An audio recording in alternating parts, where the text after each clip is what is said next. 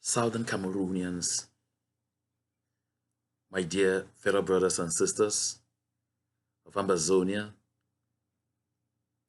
or let me put it as I always like to say, that dear people of the once independent Southern Cameroons, also known as Ambazonia, I bring you revolutionary greetings this day, the 3rd of April, in the year of our Lord 2020. I have a few issues to point out here before I get into the viv, into the subject matter of our discussion for today. And a few things I have to point out here. Let me begin by delving first into the campaign to fight against the spread of the coronavirus pandemic, specifically in the Southern Cameroons. I'm convinced that you have listened to a lot of messages from various stakeholders in this liberation movement.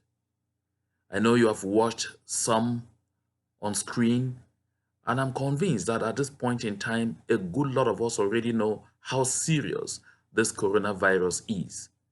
I'm sure a lot of us know by now that this thing is not a joke and that no one, I mean no one at all, should take it as such. My dear people, I want to once more here reiterate that this fight is one that has to be taken all the way until this pandemic is defeated across the world. There are no half measures to be taken anywhere. We don't have to lay down our guard. You have heard about the struggles by some of the biggest countries in the world, the United States, France, Spain, Italy, and others, to acquire protective masks because these masks have become extremely scarce and the battle to get them is really rude.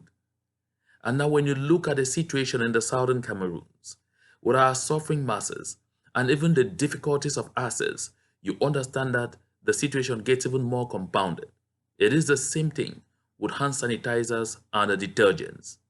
This is why, at the level of the consortium, we opted for a local solution. We opted to look for ways and means of empowering the people to produce in clusters their own protective masks, to empower the people to produce in clusters and even in their various homes their own hand sanitizers. That is why our teams continue to trek from locality to locality within the various LGS, both in the northern and the southern zones, to continue to train people on how to do some of these things, especially with producing hand sanitizers locally. We have also engaged a technique of letting people take other preventive measures that are proving very successful. This far, we have had just one case on record, unless the statistics have changed since a lot of things are happening so fast these days in all of the southern Cameroons, and that was in the southern zone. In the northern zone, we are yet to get reports of any case, and we want the situation to stay like this. We don't want any changes at all in the negative direction. That is why we are taking all the measures. That is why we are leading this sensitization campaign so seriously to make sure our people stay safe. But most especially, you remember, the take-home message would always be stay home, stay safe, stay alive.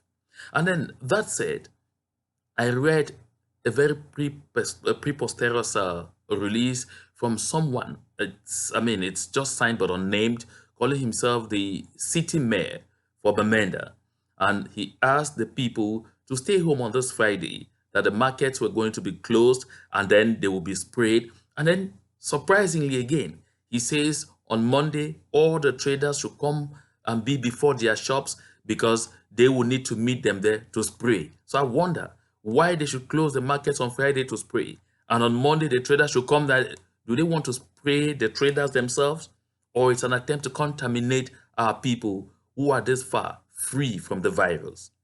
My dear brothers and sisters, I'd like to let you know, stay clear of all these stupid maneuvers.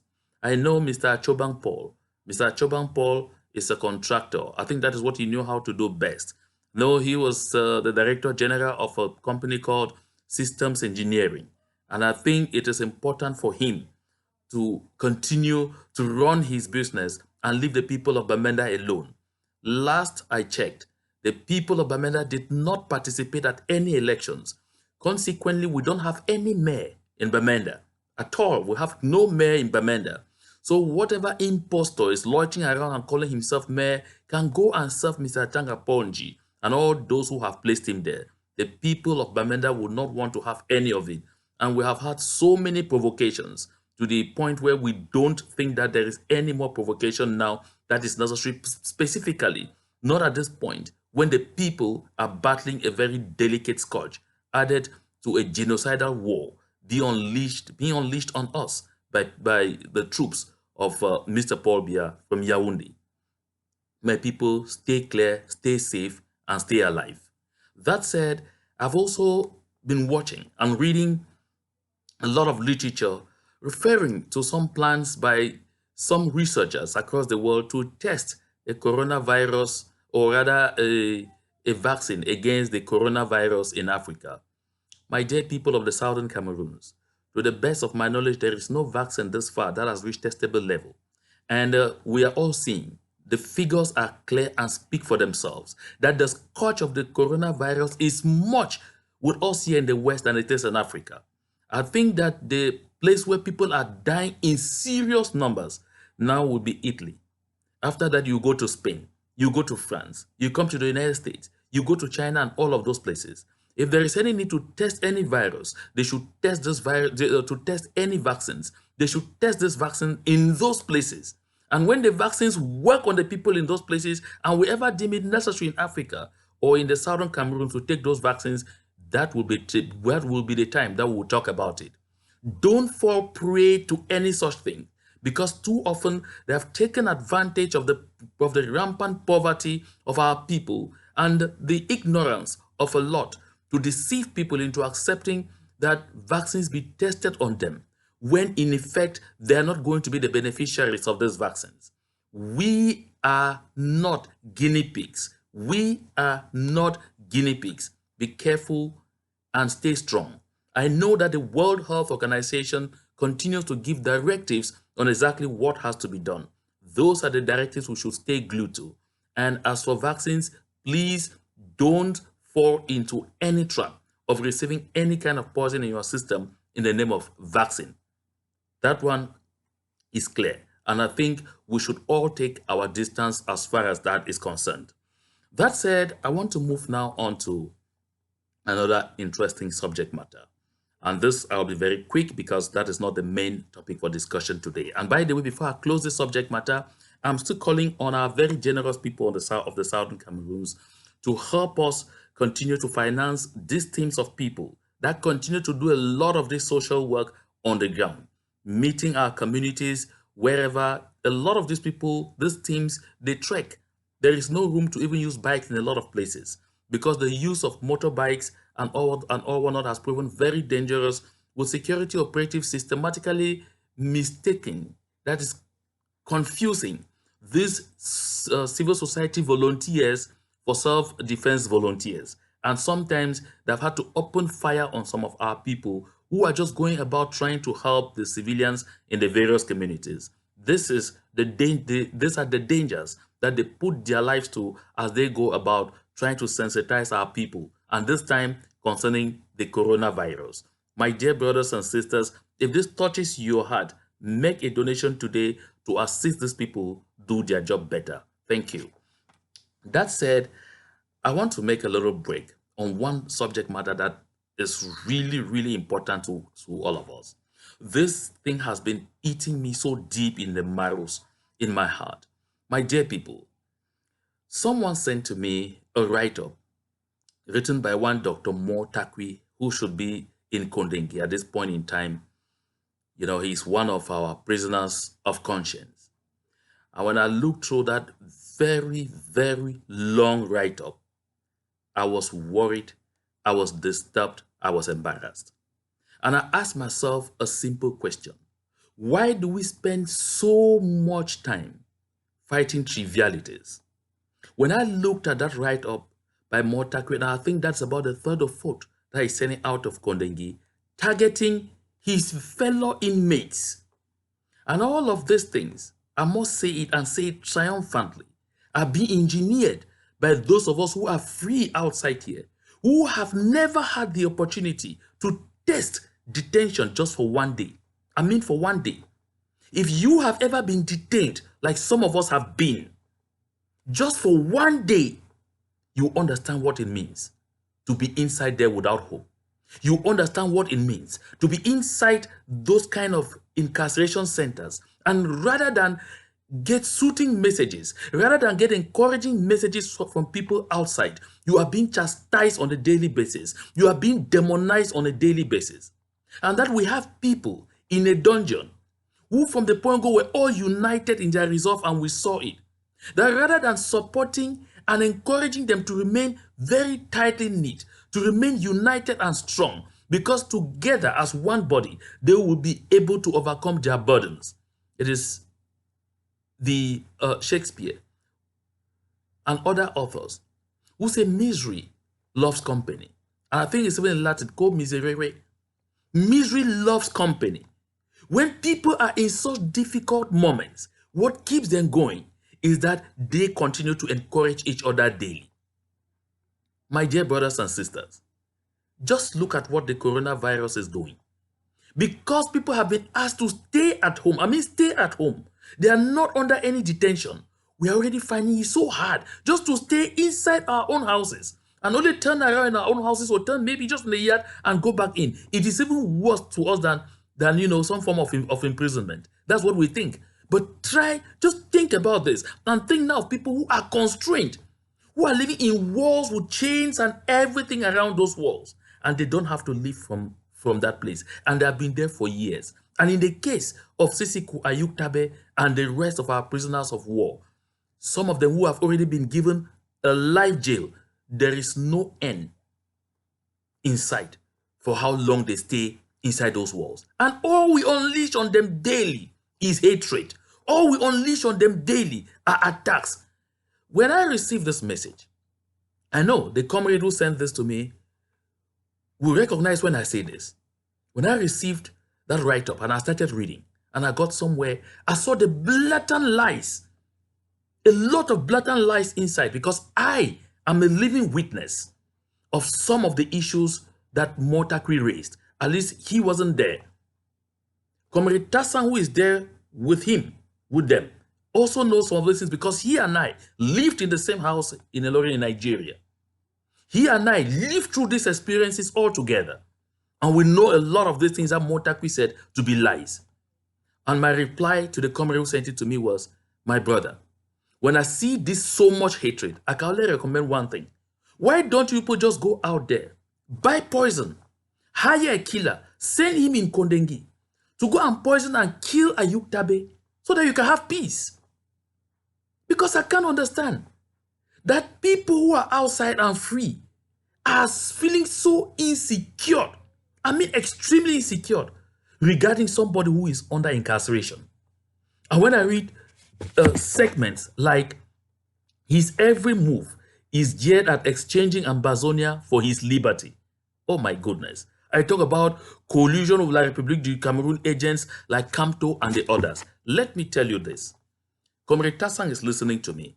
And I'm very convinced that Mark Barra, Tapang Ivor, and even all of those who were involved when we were fighting for the liberation of Comrades Fontem and Bala, what we were doing all of those things, much of January, February of 2017, when we were all on the keyboards, they will know what I'm talking about. There were moments where we could have come out there and said, please let the whole world descend on Comrade Bala.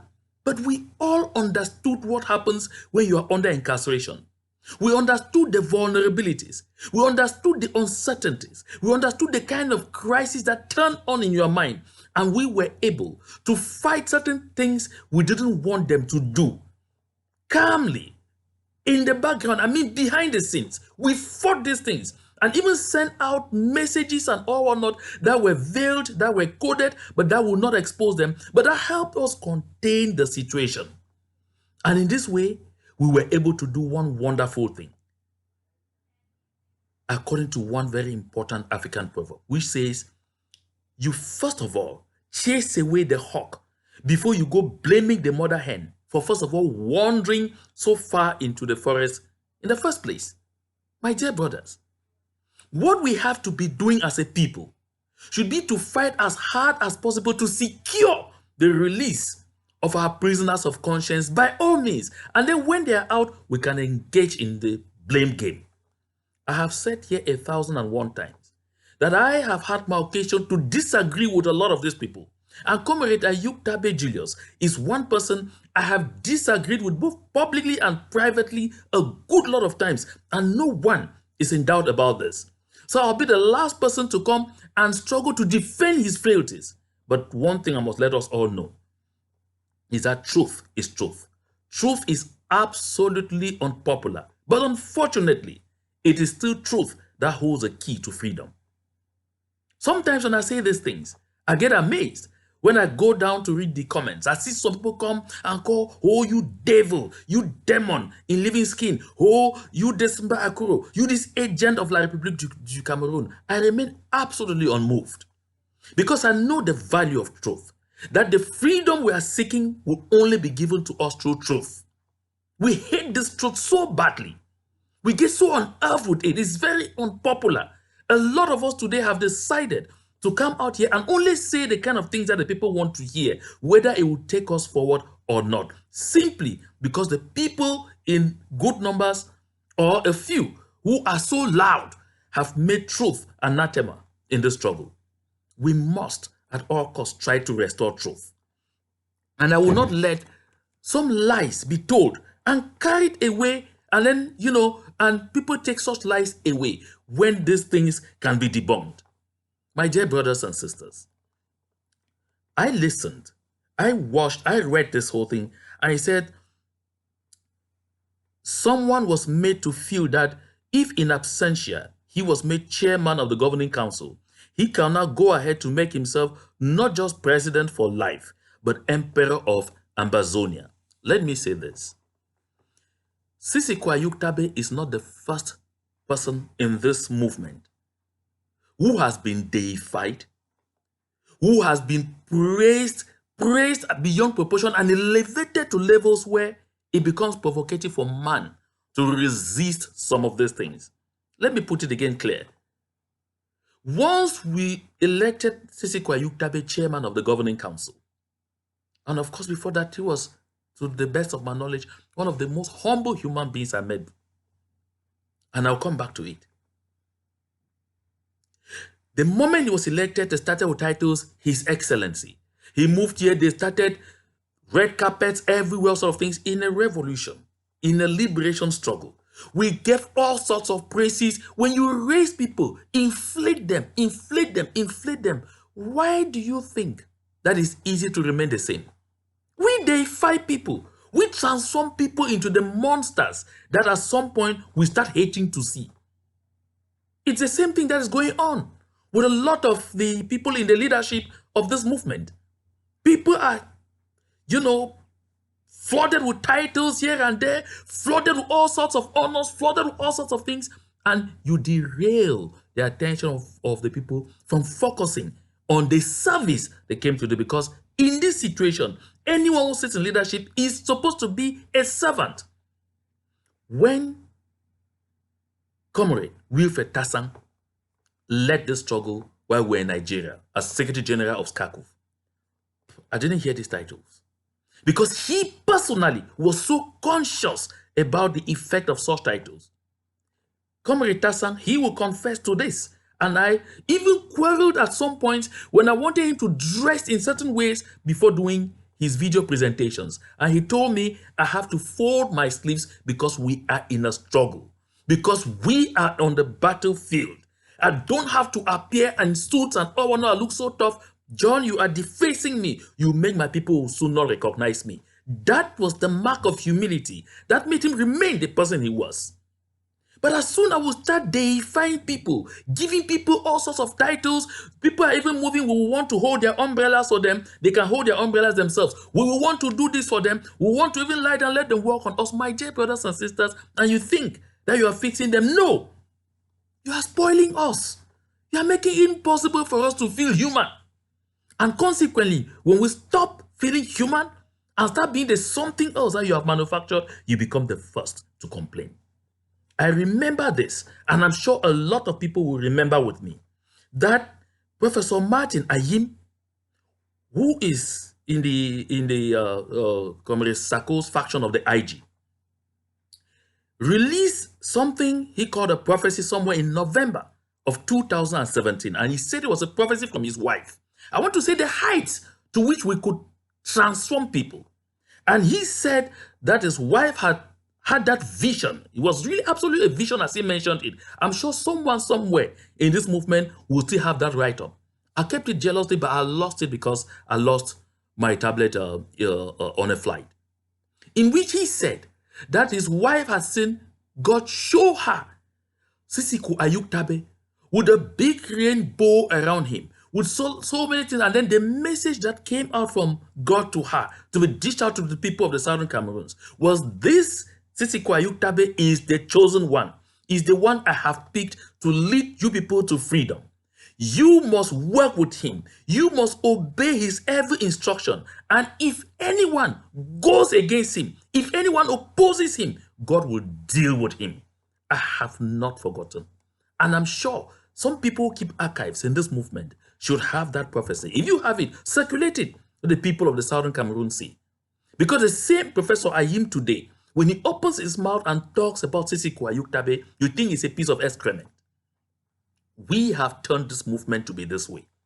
My dear brothers and sisters, to say the truth, Comrade Cornelius Kwanga never fabricated Sisiku Ayuktabe to impose on the people of the Southern Cameroons. No.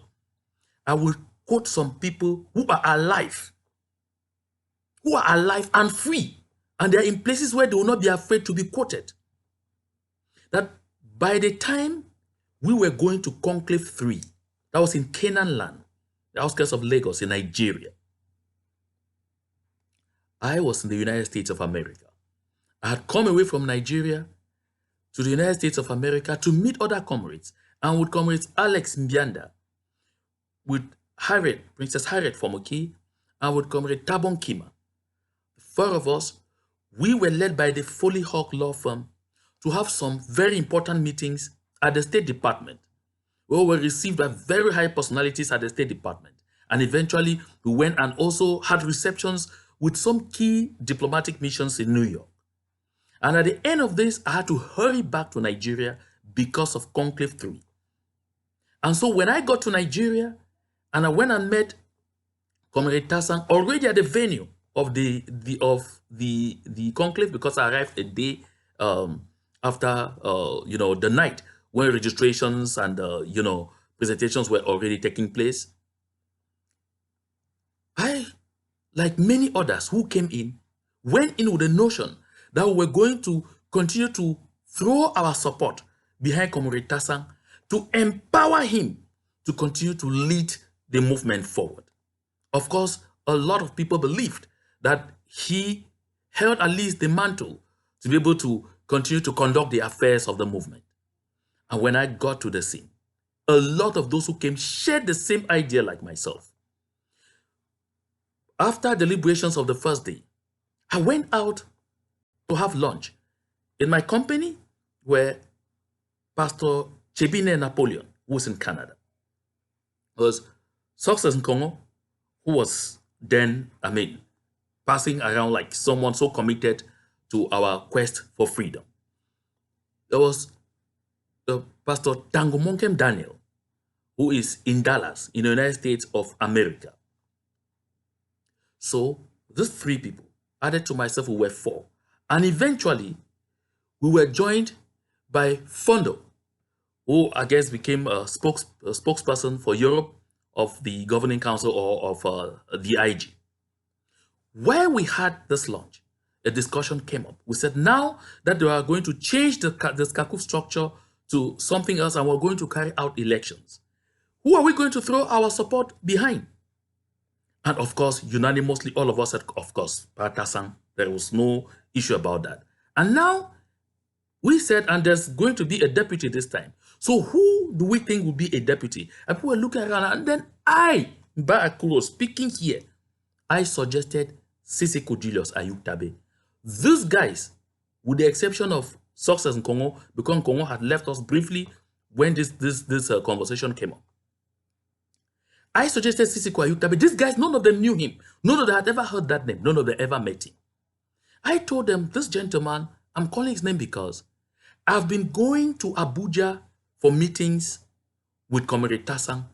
And each time we got there, this Sisiko Ayuktabe, who at that time was a spokesman for Singa, Nigeria, that's Southern Cameroonians in Nigeria, would go out there, arrange media outings for Comrade Tassang with various radio and TV stations. And when we arrived, he would drive with his car, come pick up Comrade Tassang to those places for him to go sit there and wait for him to finish the interviews, bring him back, come pick us up. Everyone will go together. Sometimes he will not even have time because of the demanding nature of his job. He'll go drop us, we'll be having lunch, and then later, I mean, the degree of cooperation and collaboration I saw between the two people informed me that if this pair go to work together, it's going to be so beneficial for Southern Cameroons. So I proposed to this, and I told them this story, and I explained this to them. These people are all free, and they're out in the West, and they can talk. They can say me if I'm lying. And so that is how, when we arrived, I now moved from table to table. And I remember one other person I spoke to was Mr. Fonjon Callistos, who is in the United Kingdom, and Mr. Rofo Stakan, who is in Boston, that I approached to talk to me about Sisiko Ayuktabe. None of them knew him.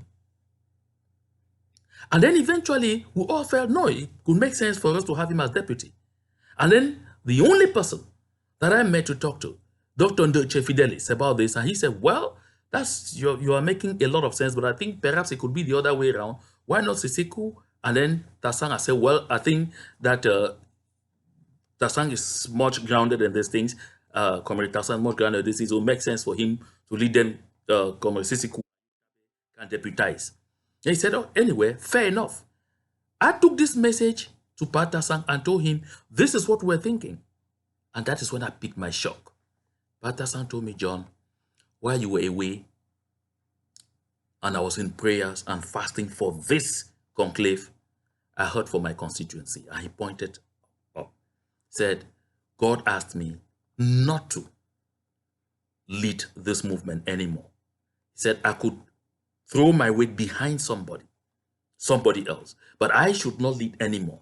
So Pat Tassang embarrassed me because I was like, no, but wait a minute, what are you talking about? He said, no, I will not want to lead again. And this is the same thing he eventually said in the hall when the election started. He said, I won't be anymore. And so he told me, he asked me, but will Sisiko Ayuktabe, with his schedule that we all know, will he be able to accept to pick up this challenge? I said, I don't know, but I have spoken to Mr. Ndoche, and Dr. Ndoche said he could talk to him. He said, and then I went to Barrister Bless Chufai, and as we're discussing, he said, well, I said, well, Pat Tassang says you should call Sisiko Ayuktabe and talk to him. Let's see if he would accept. My dear brothers and sisters, there is no point in trying to claim that there was some serious cook-up and all not to come and impose Sisiko Ayuktabe on the people of the Southern Cameroons in absentia. When Pat Tassang decided that he would not run anymore, we were virtually orphaned. There was very little time to think of any other alternatives. Sisiko Ayuktabe came to mind. And trust me, if Deacon Wilfred Tassang had decided to lead again and since he was there present and had to compete against Sisiko Ayuktabe, there is no way Sisiko Ayuktabe could have won. I remember my brother Larry Eyong Echo stood up, swore and vowed that no one will be elected here in absentia. And the question people asked was, what alternative do you have to propose here and now? So let us stop these lies. Let us stop these fabrications. Sisiko Ayuktabe definitely has his faults. Sisiko Ayuktabe definitely has done things that a lot of us do not agree with, including even myself. But my dear people, there comes a time in the lives of a people, in a movement like this one, where we deliberately decide to stop every falsehood and manipulation and seek the truth so that this truth should help us to attain the freedom we so much desire.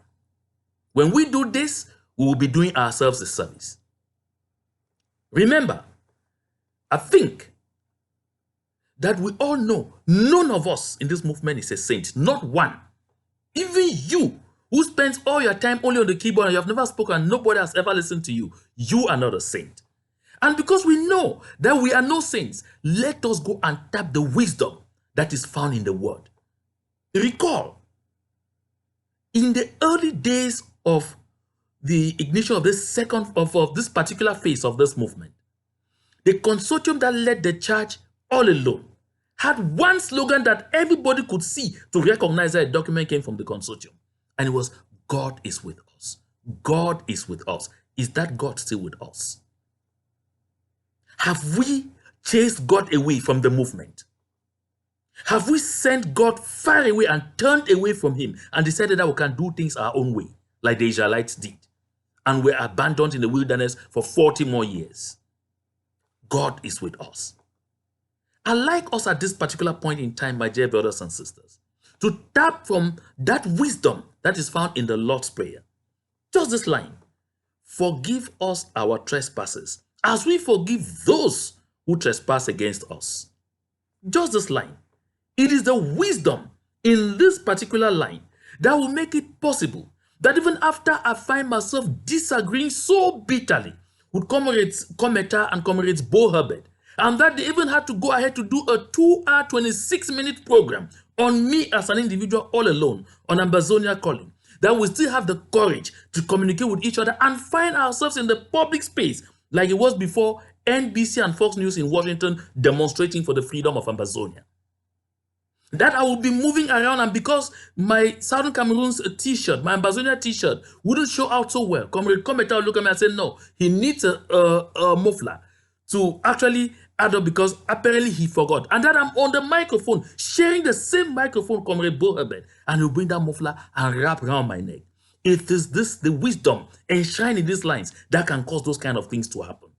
It is the same kind of wisdom enshrined in this line that will cause that, despite our disagreements, our sometimes heavy bitterness, that I will find myself with comrades Ayaba and comrade Yerima on the same panel, educating our people against the pandemic known as the coronavirus.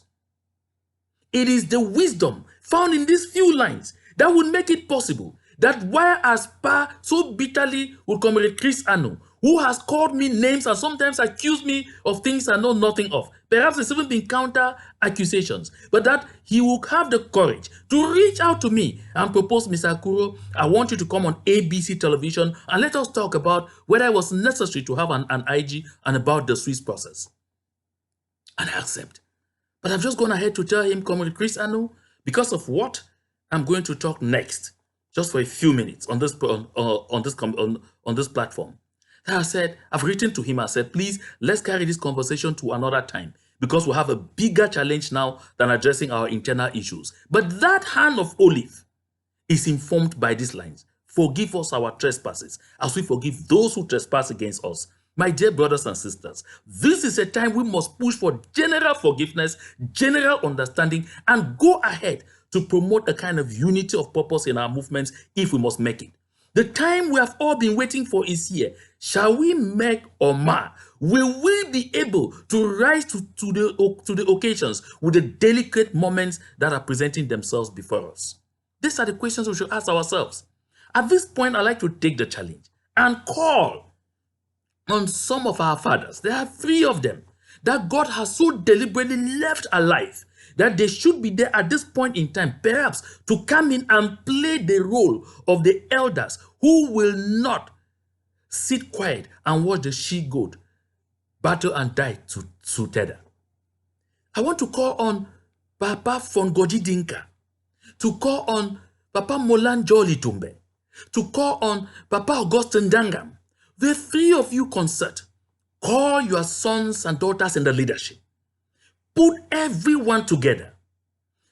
Push for this forgiveness, this general forgiveness and reconciliation, so that together we should again be able to look at the future with dignity.